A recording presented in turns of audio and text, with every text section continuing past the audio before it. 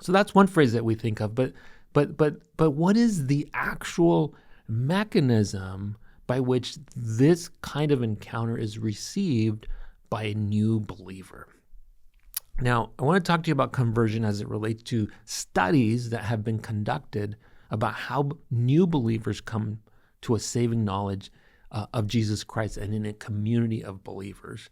And I want to introduce you to Rodney Stark. Many of you know Rodney Stark is a sociologist who studies the mechanisms of Christianity and the history of Christianity, in particular how the early church flourished in the first century and beyond.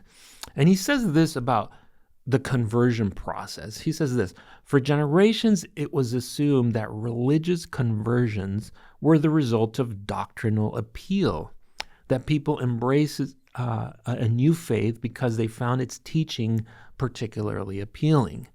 But when researchers finally studied conversion methods, what they discovered was that doctrines are of very secondary importance in the initial decision to convert. Now think about that. We're talking about how does a new believer convert to a particular set of beliefs in a community. And it was assumed that the doctrinal portion was the most important part.